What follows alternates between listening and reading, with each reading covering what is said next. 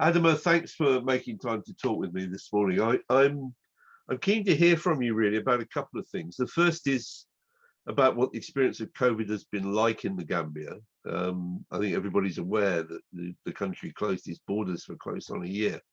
Perhaps talk about that and the long-term implications and where COVID is at now.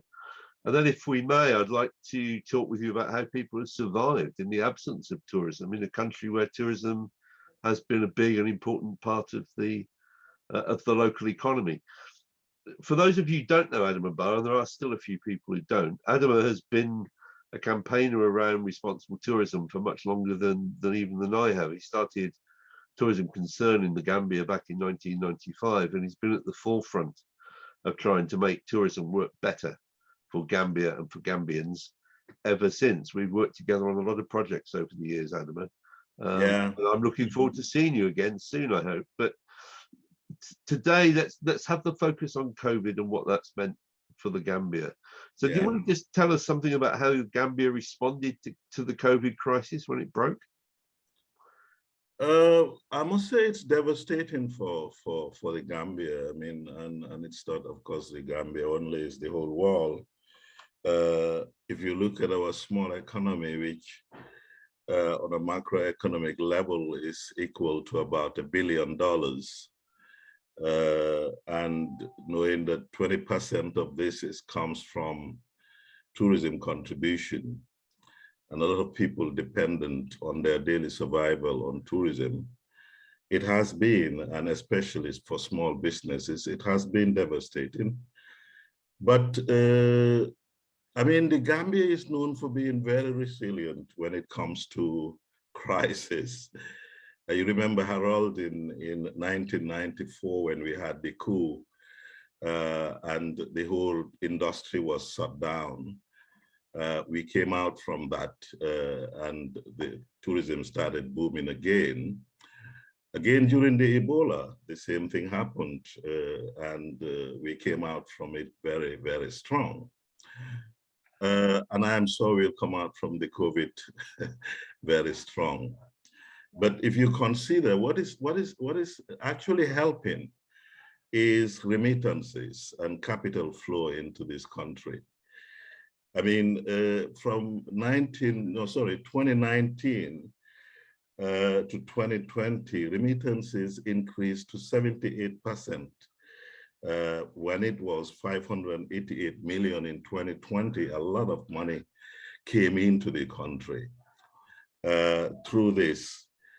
And today, I mean, the government announced not long ago that the remittances that came into this country is actually 60% of our GDP, which is much more than what tourism brings into this country. But of course, we know that remittances, most of it goes to cushion poverty because it's subsistence. It's not very sustainable as far as macroeconomic growth is concerned. But it has helped a great deal in cushioning the poverty of the people.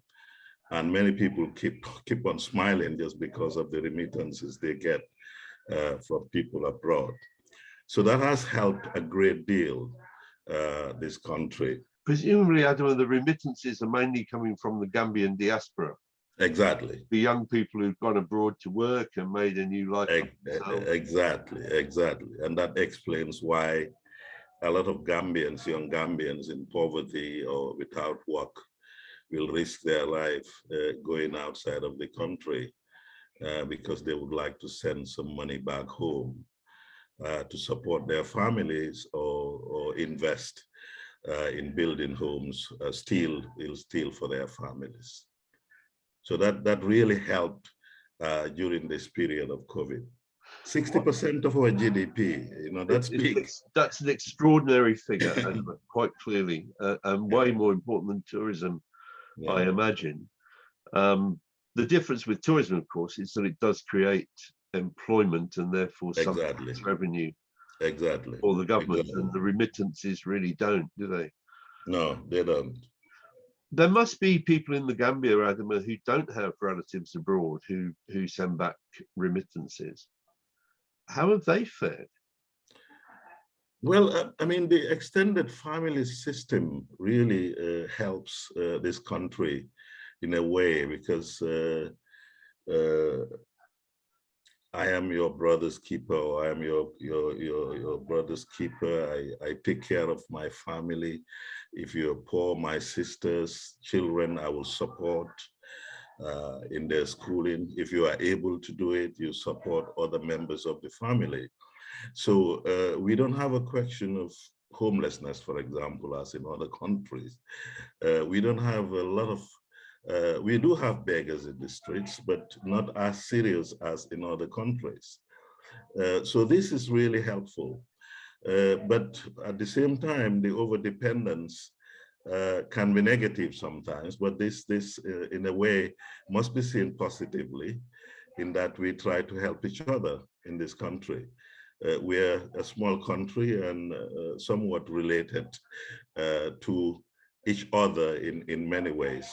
So that is really helpful in a way. Well, Adama, one of the things that's very noticeable about the Gambia is the extent to which particularly the repeat visitors are aware of the strength of the sense of community and family in the Gambia. And I think it's a big part of why people are pleased to come back. And you and I both know that often people will establish relationships with families, and they go to visit them, and they'll often bring them gifts when they come back to the Gambia. It's also, interestingly, I think, part of the reason why European women are attracted by Gambian men. It is partly, no doubt, a physical thing, as human attraction always is, but it's also about the sense of being engaged with a whole family, not just with an individual. And that's really gone from many European countries. Do you think I'm reading that right, that it is this strength Oh, of family? that's very right, Harold.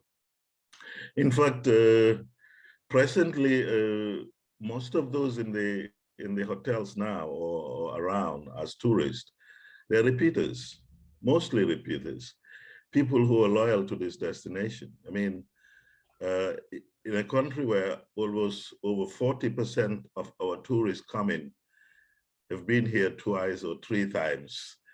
Every year they're here and they're loyal to the destination.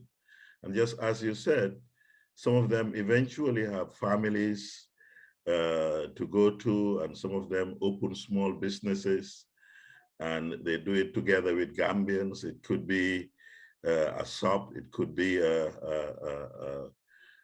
tourist taxi or whatever that they buy and give it to a taxi driver. And every year they come to the family, support the family, be part of the family. That has been evident in the Gambia for very long, since we had Swedish tourists, Scandinavian tourists coming to this country.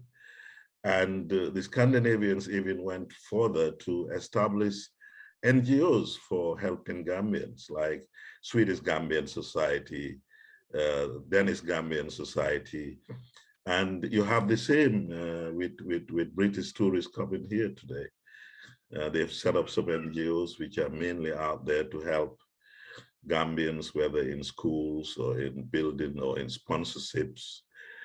So that's just part of the tourism we have here, which I think in a way is unique, because it's really people-centered, really people and culture-centered, which is different. Even though we have mass tourism, and generally people criticize mass tourism for all the negative things it brings, but in a way the Gambia has gone through it with what would I say, a lot of cultural friendship attachments to this thing, which actually cushions the whole negativity that surrounds mass tourism. Adama, I've been to, I think, 2 other countries in West Africa. You know the West Africa a lot better than me. But my sense of it is that Gambia is pretty unique in offering this level of community engagement for visitors. It is. And interestingly, this is what brought the first Swedish investor, Bertil Hardings, to the Gambia. He was actually in Dakar. The story is he was in Dakar in the 60s and missed his flight. And, you know, in those days, if you miss your flight, you have the second flight a week after. Yeah. And he decided, well, why, before sitting here in Dakar, let me explore and see the countries that are around, or go towards the south of Senegal. He came all the way to Soma, and mistakenly, he took the route inside instead of going straight to Senegal. And one thing he told me, I did interview him when he was alive, and one thing he told me, he said, people are very wrong to say that I was attracted to the Gambia by the sun and the beach. No, I was attracted to the Gambia by the people, because from Senegal, I had some issues on the way. And when I came to the Gambia, the first thing I realized was people speak English. I said, wow, this is different. He was actually, some say he was going to Guinea-Bissau where people speak Portuguese. And then he said the friendliness of, I was overtaken by the friendliness of the people. In fact, the one I saw that was taxiing me said, I mean, you've come to the right place. Let's go, let me show you. And he went to the beach, and the beach, of course, was the second attraction. But the first attraction was the people. So, and everyone that comes to the Gambia is attracted by the friendliness, the openness of the people, which is quite different, I can say, from any other African country you've been, hence the smiling coast of Africa. Yes, I mean, I think people do find it to be genuinely true. And I imagine that most people who ever get to the Gambia have either probably know somebody who's done it before. There's a lot of word of mouth publicity for the Gambia, and that's been one of its great strengths. So just to sum up on the COVID experience for the Gambia, it seems to me that the decision made by your government to close the borders for nearly a year actually protected Gambia from a lot of the worst excesses of death, which we've seen elsewhere. You tell me that I mean, 13% of the population I see from the Johns Hopkins data are now fully vaccinated, and something close to 350,000 doses have been administered. So the Gambia has certainly done a lot more than many other African countries with vaccination for its population. And you've managed to hold, I see from the Johns Hopkins data again, the total number of deaths hasn't yet passed 365, which is a remarkably low figure internationally. Adama, we're in February, which is normally one of the peak seasons for the Gambia. How is it this year? We're in the low season already, because some of the big hotels are 30% occupancy, some are less, some are closed down. So it's not good. But as I said, at least most of those who are here, they are repeaters. And you know as much as I do that repeaters don't spend a lot of money. They've seen it before, they've bought it before from the craft market, and therefore the impact on small business is really devastating. So the crafters and the guides in particular are really badly hit? Yes, given that the Gambia, what you have is tourism cluster development. And within every cluster, the main is the hotels, and then surrounded by smaller businesses, mainly owned by Gambians, craft market, fruit vendors, taxi drivers. They're really suffering now because of lack of business. But at the same time, hopeful that this thing will come to pass, and we will bounce again to what it used to be. As I said before, tourism in the Gambia has been very resilient. We've gone through a lot of it, but we always come back, and I'm sure we'll come back. Yes, I mean, what always strikes me about the Gambia, Adama, is that although it's clearly an extremely economically poor country, it's a socially and culturally very rich country. I mean, the diversity of ethnic groups and of religion, and the fact that you do find marriages between Muslims and Christians in the Gambia is in some ways internationally extraordinary and a real kind of indication of hope for the world. And I think that's one of the reasons that people are attracted to visit. And the resilience of Gambians is about more than just the tourism, isn't it? I mean, the Gambia is yeah, we've gone through many things. First, as Africans, we've gone through a lot of things.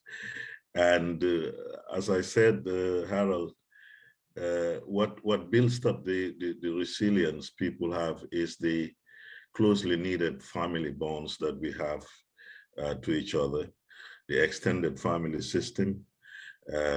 People are concerned about others. These are values that we hope the youths will continue. But that is really, really the other side that is really helping the people out here.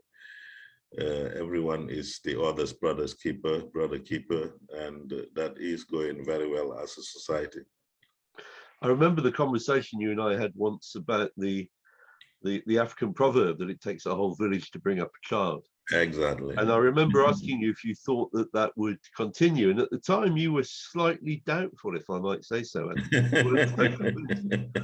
But what strikes me about the diaspora is that people move away from home to London or wherever, but they still send money home.